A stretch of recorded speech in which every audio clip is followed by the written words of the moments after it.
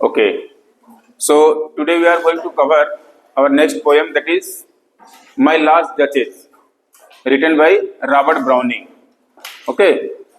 So in the last class I discussed about Robert Browning, his poetic style, or some features of his writing. Then I also discussed about background knowledge of this poem. Okay. So for those who are new today, just I will briefly cover its background. Here, my last duchess. Duchess means basically queen, you can say. Duke and duchess, two posts are there in Italy. Like in England, it was like king and queen. So same here, duke and duchess. Duchess means आप हिंदी में कह सकते हैं महारानी type, ठीक है, महारानी जो राजा की पत्नी वो महारानी है. सो यार डचेस इज देयर. सो मेरी पिछली महारानी, या आप हिंदी में कह सकते हो इसकी टाइटल का अर्थ, ठीक है, इस टाइटल का अर्थ. सो इसमें है क्या ये समझिए पहले. This poem is set in 1564. Set in 1564, Ferrara city. Okay, city of Ferrara in Italy.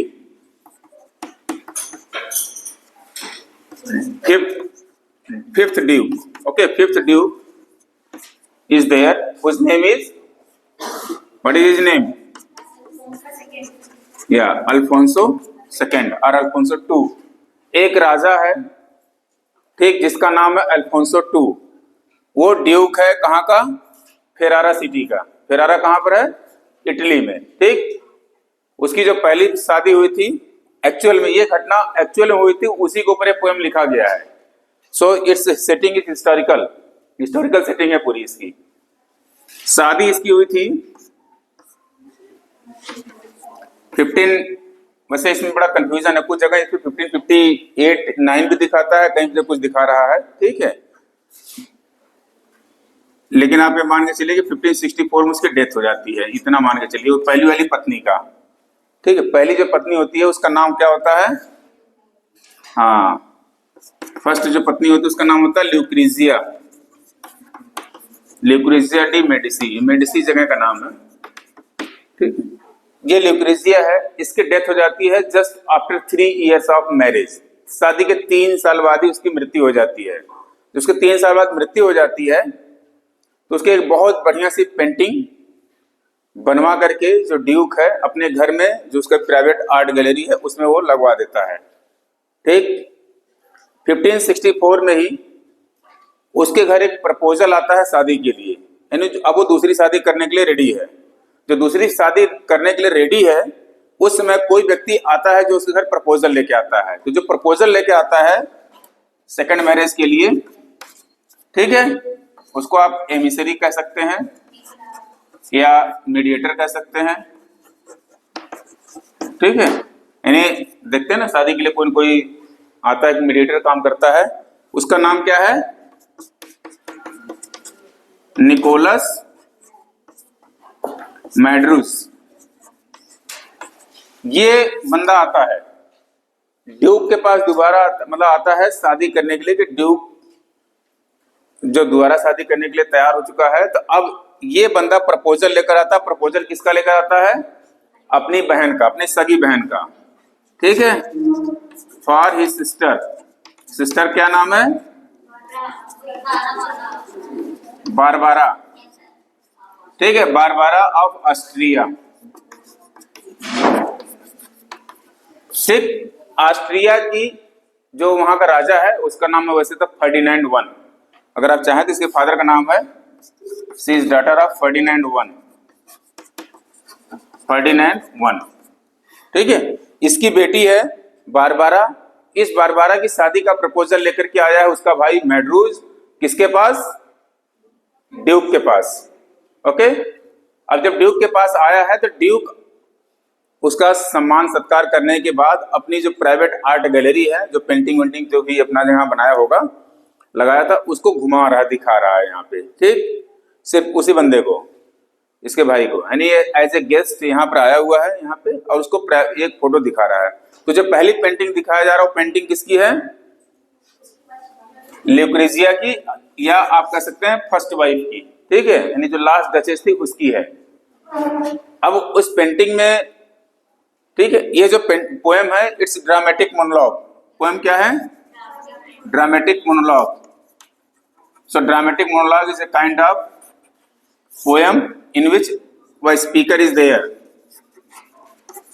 and imaginary audience. Okay,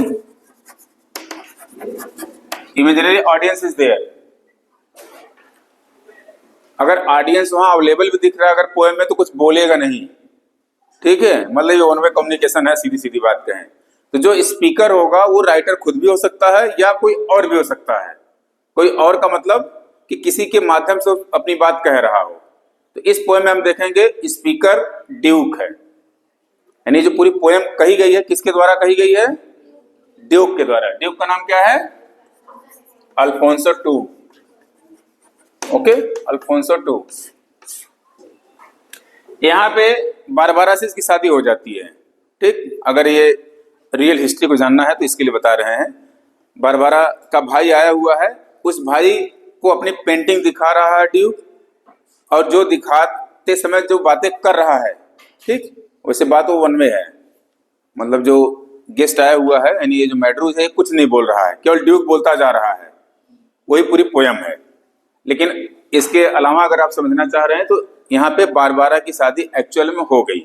जो मतलब इतिहास है ड्यूक का, उसके इतिहास में fifth duke of Ferrara that is Alfonso two, इसकी दूसरी शादी हो जाती है बारबारा से 65 में। 72 में इसकी डेथ हो जाती है। फिर वो तीसरी शादी करता है, ठीक है, मार्गरेट गोंजगा करके नाम है उसका, ठीक है, मार्गरेटा गोंजगा।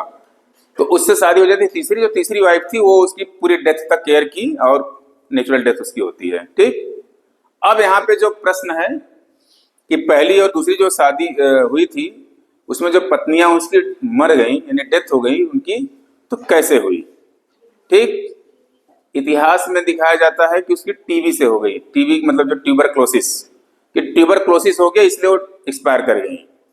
लेकिन जो एक र्यूमर उड़ा, क्योंकि राजा जो है अल्फोंसो टू थोड़ा सा बड़ा मेल डोमिनेटेड क्वालिटी उसके अंदर थी और बहुत ज्यादा एक पावर शो करने वाला बंदा था, ठीक है। हमने आपको बताया था कल पोएट्री में कि जो रॉबर्ट ब्राउनिंग की पोएट्री है इसमें आपको मिलेगा कुछ क्वालिटीज यानी फीचर्स, जिसमें से पावर, कंट्रोल, जेंडर रोल्स, ठीक। वो चाहता था कि जो एक वीमन है विक्टोरियन लेडी ग्रुप में बिहेव करे। Study I discuss the quality of Victorian lady. Victorian lady का मतलब है she must be good, she must be caring for her husband, her family, her children, and she has to perform all the duties of a good housewife apart from being intellectual, beautiful and having good physique and having good intellect। मतलब उसको दिमाग भी अच्छा रखना है, शरीर भी अच्छी रखनी है, इसके अलावा उसको अपना जो होमली वर्क्स हैं वो भी बहुत बढ़िया से करना है, यानी उसकी जो ड्यूटीज हैं हस्बैंड के प्रति उसको अच्छे से करना है, फैमिली के प्रति उसको करना है, समाज के प्रति उसको भी करना है। Means duties were defined for women, और उसको जो परफॉर्म करे वही विक्टोरियन लेडी है। तो विक्टोरियन पीरियड में लेडीज का आइडियलाइजेशन किया गया था, मतलब उनको एक आदर्श नारी के रूप में बनाने की कोशिश की गई थी। In the last classes in the last year we had discussed one essay that was written by Virginia Woolf, Professions for Women. In that one poem is discussed, Angel in the House, okay, written by Cavity Patmore, okay, Patmore. That book was in 4 parts, okay. So in those 4 parts, this is the only description. When a child is there, means girl child is there, how she has to behave in the society, and how after marriage, then when she is staying at her husband's house, then how she has to behave. So all these things have been described, and that was being taught in the schools. Means in Victorian period, girls were taught how they have to behave in the society. कि मतलब उनको समाज में कैसे behave करना है जब वो छोटी हैं तब, जब धीरे धीरे बड़ी होंगी, शादी होगी, शादी के बाद उनके क्या क्या है, सारी चीजें सिलेबस के रूप में पढ़ाई जा रही थी वहां पे।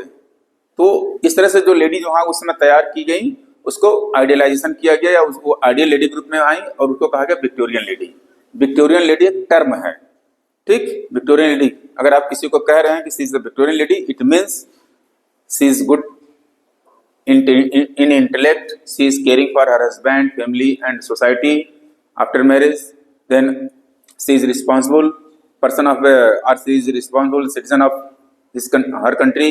So many things are laden on this quality. So idealization of women is there. So same way also here, Alfonso II has also expected so many behaviors from his wife. ठीक है, यानी जो राजा था, ड्यूक था, अपनी wife से कुछ behaviours का एक्सपेक्टेशन करता था, लेकिन वो कभी डिस्कस नहीं किया कि अगर उसको कोई बिहेवियर उसका खराब लग रहा था या उसको लगा कि नहीं ये अनवांटेड है, तो कभी उसने रोका नहीं। ठीक है, क्या किया हम लोग देखेंगे, ठीक है, पोएम में देखेंगे सीधे। अच्छा, इनकी जो थर्ड वाइफ है यही सर्वाइव की, बाकी दो वाइफ की डेथ हो जाती है। पहले वाली तो 3 साल रही, ये 3 इयर्स रही, और ये आप जोड़ लीजिए 65 और 72 7 साल रही। ठीक, अब थर्ड वाली लाइफ टाइम रही। ड्यूक की डेथ हो जाती है, इसकी डेथ हो जाती है 1597 में। ओके, और जो थर्ड वाली थी वाइफ मार्गरीटा, उसकी होती है 1618 में। So this is the historical perspectives of this poem, and let us see the poem. I hope it is it clear? Okay, so just open the poem. Now try to understand the scene. Duke has taken the guest. Guest means this one, this person. Yeah, Nicholas. Guest का नाम है Nicholas मैड्रूज। Okay, एक बंदा आया हुआ है जो अपने बहन की शादी का प्रपोजल लेकर के अब उसको ड्यूक अपना आर्ट गैलरी दिखा रहा है। अब वहां से स्टार्ट होता है पोयम। अब देखिए पोयम कह रहा, that's my last duchess painted on the wall. Painting एक दीवार पर टंगी हुई है, उसकी तरफ इशारा करके कह रहा है, that's my last duchess painted on the wall looking as if she were alive. यानी वो दिखा कह रहा है कि देखिए वो पेंटिंग ये मेरी पिछली जो महारानी थी उनका है, और इतना सुंदर है जैसे लग रहा हो खुद जीवित यहाँ पे खड़ी हो। I call that piece a wonder, मतलब उनकी नजर में ये पीस वंडरफुल पीस है, मीन्स अनमैच्ड, कोई उससे अच्छा कोई पेंटिंग नहीं है। Now Fra Pandolf's hands work busily a day and there she stands. यहाँ पे एक नाम आया Fra Pandolf. Okay, Fra means friar, Pandolf नाम है, ये इज द पेंटर नेम। यानी वो जो पेंटिंग टंगी है उस पेंटिंग को बनाने वाले का नाम क्या है? हाँ, फ्रा पेंडोल्फ। ठीक है, पेंडोल्फ नाम है पेंटर का। फ्रा फ्रायर शब्द के लिए स्टैंड किया जाता है। फ्रायर बेसिकली क्या है? He is a religious person working in A church. ठीक है, जो घूम घूम के, दो तरीके के होते हैं घूमने वाले बंदे, एक होता है मंक, एक होता है फ्रायर, जो घूम करके शिक्षा देते थे। पहले अर्लियर जो मिशनरी सिस्टम था, चर्च सिस्टम, उसमें ऐसा होता था, एक मंक होता था और एक फ्रायर होता था। Friar was attached to church, जिसका काम था निकल करके चर्च से जा जाकर कुछ शिक्षाएं देना लोगों को, और मंक का काम था घूमते रहना और चर्च से शिक्षा देते रहना। उनका जो एरिया रहता था उतने में सबको, तो उसका डायरेक्ट कनेक्शन चर्च से नहीं होता था, but he was also part of church. ठीक है, यानी जो व्यवस्था थी उसमें, सोशल सिस्टम, उसमें एक व्यक्ति होता था जिसको फ्रायर कहते थे। Fryer is basically a post in church system, जैसे फादर, बिशप, विकर, मंक, उसी तरह से एक फ्रायर भी होता है। ठीक है, सो फ्रायर है जो, उसी को फ्रा लिखा गया यहाँ पे। So that painting was made by Fra Pandolf. एक लाइन में एमसीक्यू आएगा, who has painted the painting of last duchess. ठीक है, ये एमसीक्यू में आ सकता है, तो आपको नाम याद होना चाहिए, कौन है? फ्रा पेंडोल्फ। क्लियर? फ्रा पेंडोल्फ, इसको लिख लीजिए, मार्क कर लीजिए एमसीक्यू में। करा, फ्रा पेंडोल्फ hands worked busily a day and there she stands. यानी एक दिन में पूरी पेंटिंग बना दिया। ठीक, क्यों एक ही दिन मिला उसको मौका? आगे देखिए, Will please you sit and look at her? I said, Fra Pandolf, by design, for never read strangers like you that pictured countenance, the depth and passion of its earnest glance. But to myself they turned, since none puts by the curtain I have drawn for you, but I. यहाँ पे बता रहा है कि वो एक दिन का उसको समय दिया गया था बनाने के लिए और उसने उसको इमेजिन करके बहुत अच्छे से बनाया। क्यों एक दिन से ज्यादा समय नहीं दे रहा था? Because the Duke was suspicious. In the last class, I discussed that Robert Browning's poem's major theme is also one thing: suspicion or doubt. In other words, you can say disloyalty or unfaithfulness. Okay? So here Duke was suspicious. If I allow more time or more days to Fra Pandolf, Duchess might get attracted to the painter. मतलब उसका ऐसा शक था, ऐसा doubt था कि अगर हम ज्यादा दिन, क्योंकि पेंटिंग बनाने के लिए क्या होता था, वहां पर सामने बैठी रहती थी, ठीक, और पूरे दिन में उन्होंने पेंटिंग बनाई। तो यहाँ पे ड्यूक को ये डर था कि अगर हम ज्यादा मौका दे देंगे बैठने के लिए वहां पे उसको, तो हो सकता है कि जो डचेज है वो उससे अटैच हो जाए, वो ज्यादा अट्रैक्ट हो जाए। तो ये उसको डर है, इसलिए उसने एक दिन में ही पेंटिंग बनाई है। कहने का मतलब ये है, यहाँ पे राइटर कहना चाह रहा है या ड्यूक कहना चाह रहा है गेस्ट से कि ये जो पेंटिंग आप देख रहे हैं, so wonderful painting, it is made in one day. If I would had allowed more time और more days, it might be better than this one also. कि अगर हम उसको ज्यादा और मौका दिए होते और ज्यादा दिन दिए होते बनाने के लिए तो शायद और अच्छी बन सकती थी। बट जो बनी है यही बहुत ही वंडरफुल है, क्योंकि एक दिन बनी है। ठीक है, अब यहाँ पे रॉबर्ट ब्राउनिंग की पोएट्री में एक चीज ज्यादातर मिलेगी, डाउट। ठीक है, डाउट एज ए थीम। ये चीज देखो यहाँ पे दिख रहा है, डाउट। एक ही दिन मौका देता है, क्यों देता है? क्योंकि उसको डर है कि ज्यादा दिन मौका दे देंगे तो हो सकता है कि डचेज उससे अट्रैक्ट हो जाए पेंटर से। ठीक है, ये एमसीक्यू में आ सकता है। In how many days the painting of duchess was made? So in how many days? One day. Okay, एक दिन मिला था। एमसीक्यू देखो, एमसीक्यू अलग से नहीं पैदा किया जाता है, इसी में से होगा। ठीक, क्लियर? एक दिन में बना है पेंटिंग, तो एक दिन बस याद रखिएगा, एक दिन में पेंटिंग बनाई गई है। एमसीक्यू यही हो गया एक नंबर का। दो एमसीक्यू बन गया दो लाइन में। ओके, नेक्स्ट करा, for never read strangers like you that pictured countenance. Countenance मतलब है जो पेंटिंग बनाई गई है डचेस की, उसके लिए फेस ऑफ द डचेस। और कोई भी अजनबी अभी तक इसको देख नहीं पा रहा था, कभी नहीं देखता था कोई अजनबी। मतलब वो कहता था मैं कभी किसी अजनबी को नहीं दिखाता था। अब इसके लिए कह रहा है कि तुम अपने आप को एहसानमंद समझो मेरा, कि हमने तुमको अपनी पेंटिंग दिखाई है।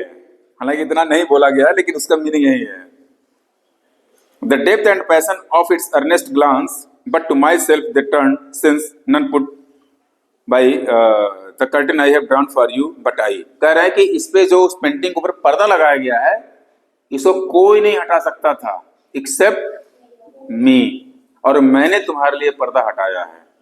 कहने का मतलब है कि उसके अलावा कोई भी उस पेंटिंग को नहीं देखता था। अगर कोई देखता था तो वही दिखाता था उसको। ठीक है, इससे पहले किसी को दिखाया है नहीं दिखाया है वो चीज कहीं जिक्र नहीं है इसमें।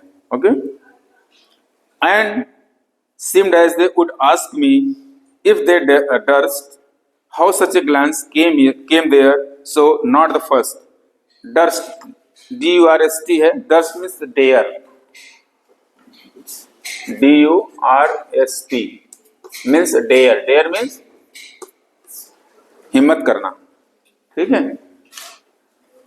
हिम्मत करना मतलब किसी को हिम्मत भी नहीं होती थी कि उससे कह दे कि हाँ अपनी पेंटिंग दिखाओ। ओके, करा, and seemed as they would ask me if they durst how such a glance came there, so not the first are you to turn and ask thus. कह रहा है कि अगर जिस किसी ने कभी हिम्मत करके देखा और हिम्मत करके पूछा कि ये पेंटिंग कैसे आई, ठीक है, कभी किसी ने जल्दी पूछा नहीं, अगर कोई पूछा तो उसके बारे में बताया कैसे आई। देखिए, sir, it was not her husband's presence only called that spot of joy into the duchess' cheek. Perhaps Fra Pandolf chanced to say, her mental lapse over my lady's wrist too much or pain must never hope to reproduce the pain. अब यहाँ पे उसकी painting खूबसूरती को बताया जा रहा है। ठीक है, कि जो पेंटिंग बनाई गई है इसमें मेंटल वर्ड आया। मेंटल मतलब होता है क्लॉक, ठीक है, MANTLE।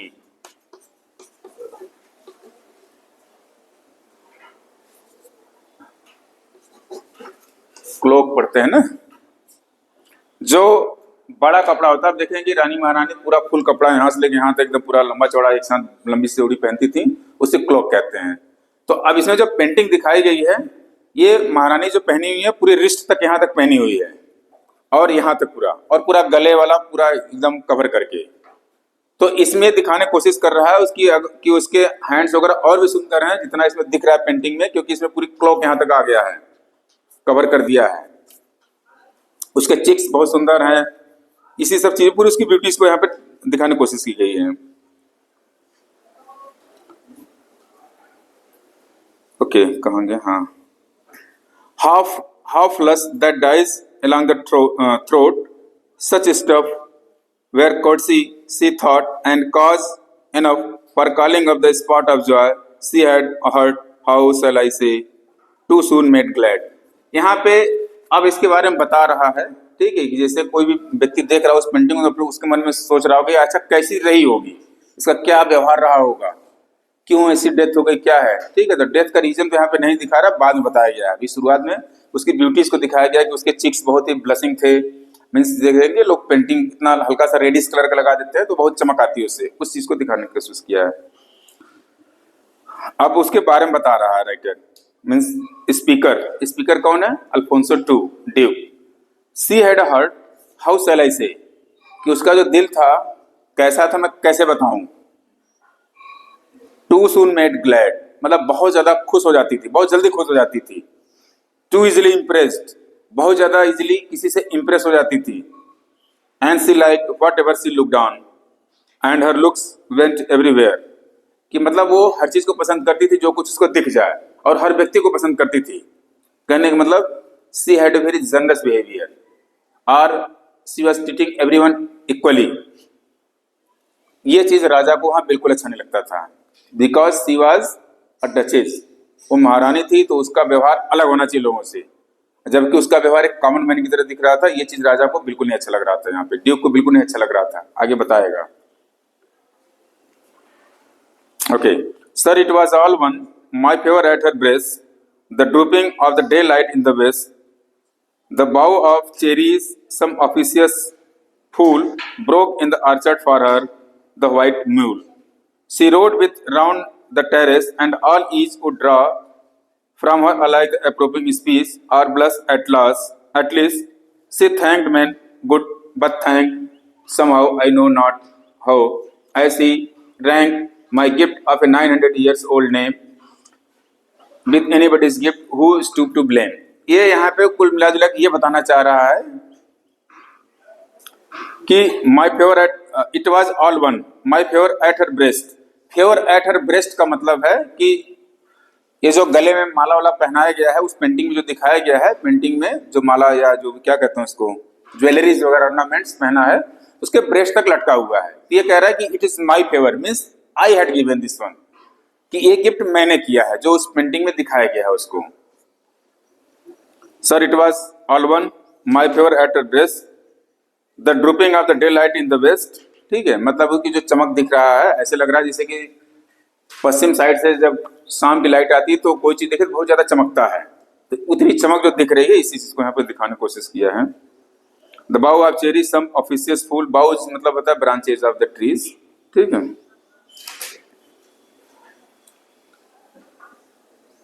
इसमें एक लाइन इंपॉर्टेंट आपके लिए, she thanked men good but thanked somehow I know not how, as if she ranked my gift a 900 years old name। ये MCQ में आएगा। यहाँ पे कह रहा है कि I had given, basically she was thanking to everyone, मतलब जो भी उसके आसपास से जाता था, कोई किसी से कुछ काम कराती थी या कहती थी तो उसको एवरीबडी को थैंक करती थी, ठीक है। अब राजा को यहाँ पे सबसे ज्यादा चिढ़ किस बात से थी, या राजा किस चीज से बहुत परेशान था? वो ये बात से परेशान था कि वो कह रहा है I had given my gift of 900 years old name. Gift का नाम क्या है यहाँ पे? 900 ईयर्स ओल्ड नेम, 900 साल पुराना अपना नाम दिया। अपना नाम क्या दिया उसने? अपना नाम उसका क्या है भाई, वो ड्यूक है। यानी कहने का मतलब है कि हमारा जो महाराजा वाला खानदान है पिछले 900 साल से चलता आ रहा था, हमने इस खानदान में उसे महारानी बनाया, ठीक, अपनी पत्नी बनाया। ये सबसे बड़ा गिफ्ट है उसको, लेकिन उसको इस चीज का कोई फिक्र नहीं है। She was behaving like a common man, ठीक है। और वो ये इस चीज को नहीं पसंद करता था कि 900 ईयर्स का जो नेम हमने उसको दिया है अपना, वो जो है उसकी केयर नहीं कर रही है। She is not respecting to that one. ये इसकी नजर है, किसकी? अल्फोंसो की, ठीक है। सो ये आएगा एग्जाम में, एमसीक्यू में आ सकता है, ठीक है, कि 900 ईयर्स, तो ईयर्स याद रखना 900।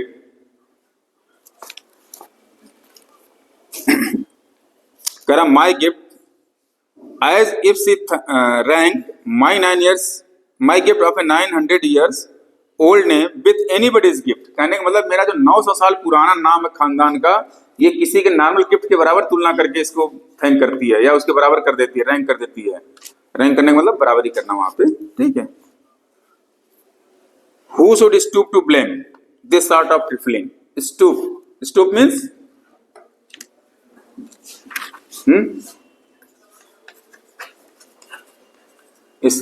इसमें हिंदी में कहेंगे झुकना, लेकिन ये वर्ड बेंड नहीं है।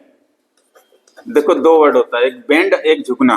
बेंड जब फिजिकली झुक रहे हैं, ठीक, फिजिकली कोई चीज मोड़ रहे हैं, झुक रहे हैं, तो उसको बेंड कहेंगे। स्टूप वर्ड होता है जब हम मानसिक रूप से किसी के सामने नतमस्तक हो जाते हैं, जो हिंदी में कहते हैं नतमस्तक हो जाना, वो चीज यहाँ पे। तो कह रहा है कि इस चीज के लिए किसको ब्लेम किया जाए, किसको झुकना चाहिए? कौन सी चीज थी कि 900 साल पुराना ड्यूक का जो गिफ्ट है, नेम एंड फेम है, वो दूसरे नॉर्मल लोगों के गिफ्ट के बराबर जो है उसको इक्वेट कर देती थी, ठीक, या उसके बराबरी कर देती थी। यानी it means she was treating everybody equally. अब यहाँ पे राजा को एक्स्ट्रा फेवर की जरूरत लग रही है कि हाँ राजा एक्स्ट्रा फेवर चाहता है उससे कि हाँ उसको एक अलग तरीके से ट्रीट करे, बट वो इक्वल ट्रीट कर रही है यहाँ पे। सो यहाँ पे जो स्टूप की बात की जा रही है कि किसको झुकना चाहिए था इस बात के लिए, इस गलती के लिए, ट्रिफलिंग मतलब तुच्छ चीजों के लिए।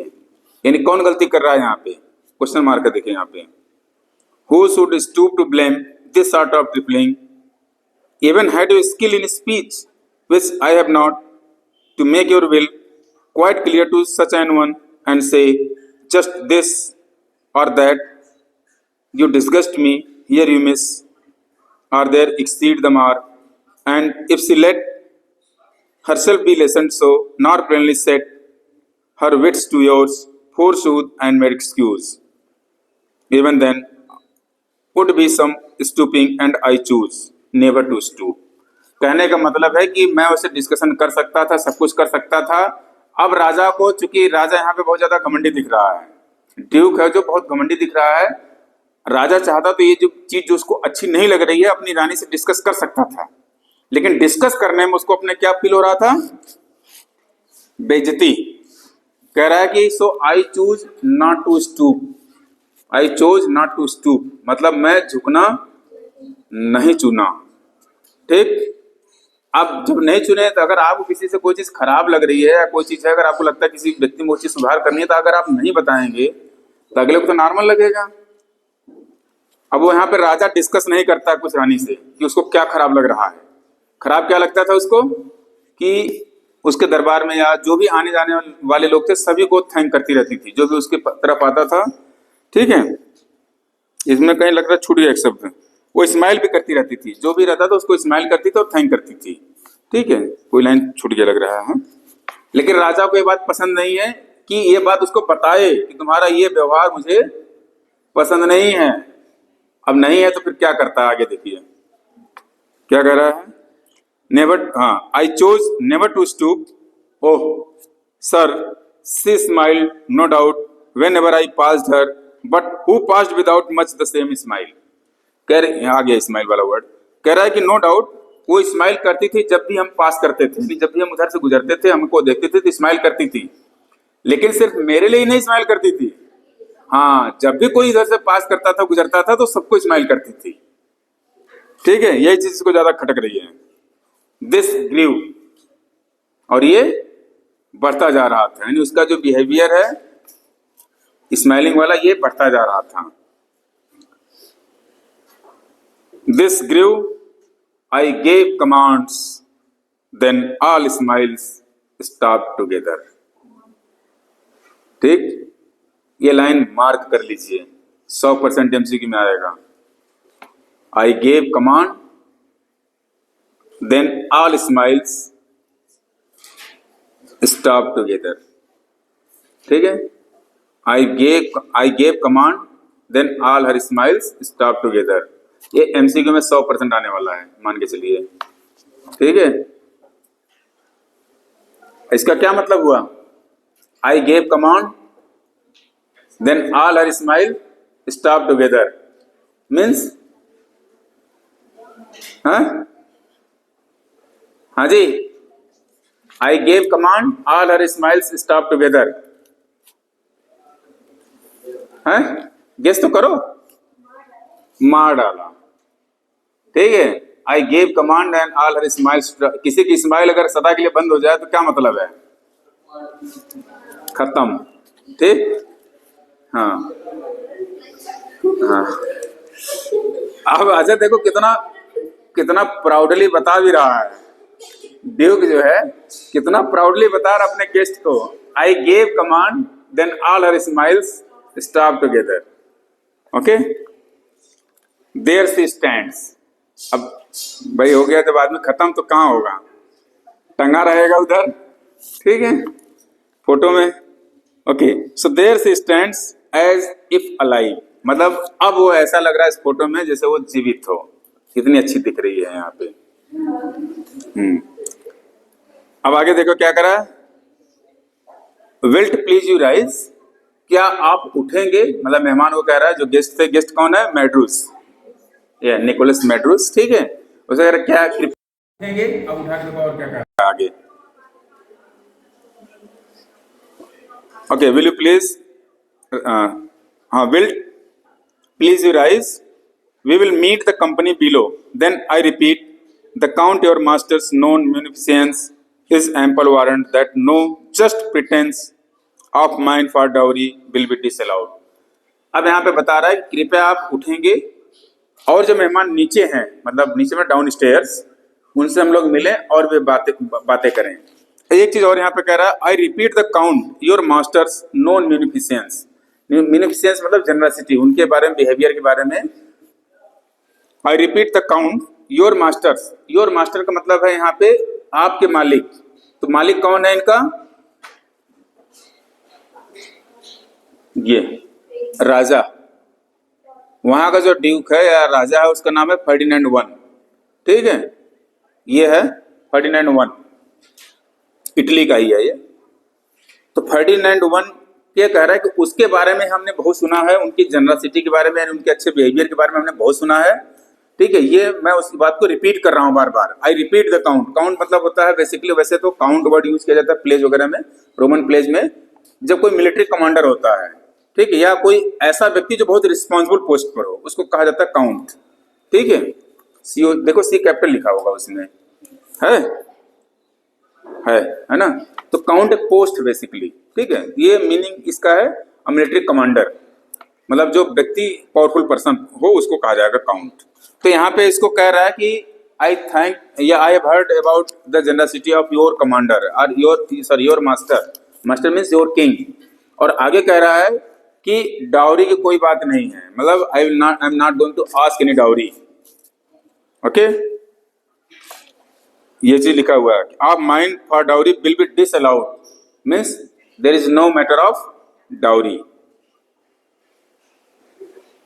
दो his fair daughter's self, as I avowed at the starting, is my object. कह रहा उनकी सुंदर लड़की ही मेरे लिए मेन ऑब्जेक्ट है. मतलब मेन मेरा मोटिव केवल है उनकी सुंदर लड़की, डाउरी वारी कुछ नहीं. ठीक है, सो आप जाकर के अपने मास्टर को, यानी अपने जो भी है राजा, ठीक है, वैसे तो भाई ही है. ठीक है, हालांकि इसमें कहीं लिखा नहीं है स्टोरी में या इस पोएम में कि ये भाई है, बट जो इसकी बैक हिस्ट्री है, ठीक, वो ये है कि उसका भाई ही होता है लड़की का. तो यहाँ पे एज इसको इसका रिप्रेजेंटेटिव समझ लीजिए फर्डिनेंड का. तो इसको कह रहा है कि go and tell your master there is no matter of dowry. यानी डाउरी का लेन देन वहां भी चल रहा था. ठीक है, इससे तो यही निकल रहा है ना. कब 1564 में। 1564 में भी डाउरी के सिस्टम था, नहीं लग रहा है कि इटली में। अब पता नहीं यहाँ से वहां गया था कि वहां से यहाँ आया था। ओके, 2 लाइन और खत्म कर लेते हैं हम लोग। Okay, nay means no. We will go together down sir, notice Neptune though taming a sea horse thought a rarity with Claus of Innsbruck cast in bronze for me. यानी जब वो डाउन स्टेयर से उतर रहे होते हैं तो उनको एक और मूर्ति दिखाई देती है ड्यूक को, और कहते हैं sir notice this one also. वो मूर्ति किसकी होती है? नेपच्यून की। ठीक है, नेपच्यून जो सी ऑफ गॉड कहा जाता है, नेपच्यून कि इसको देखिए, इसको किसने बनाया है? क्लाउज ऑफ इंसब्रक, इंसब्रुक बेसिकली है।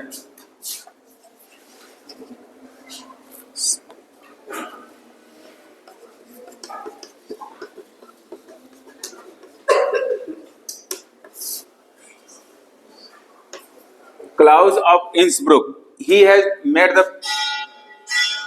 bronze sculpture of Neptune. यानी जब डाउन स्टेयर्स में उतर रहे होते हैं तो एक और उनको मूर्ति दिखाई देती है। वो मूर्तिकार कौन है?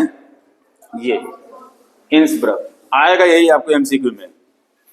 Who has made the bronze sculpture of Neptune in the poem My Last Duchess? यही एमसीक्यू बनेगा। तो कौन बनाया है? ठीक, क्लाउज, हाँ, क्लाउज ऑफ इंसब्रक। तो इंसब्रक याद रखिएगा। ठीक, 2 पेंटर हो गए, यानी एक पेंटर है फ्रा पेंडोल्फ और एक मूर्तिकार है स्कल्प्टर, उसका नाम है Claus of Innsbruck. Okay, so with this your poem is over.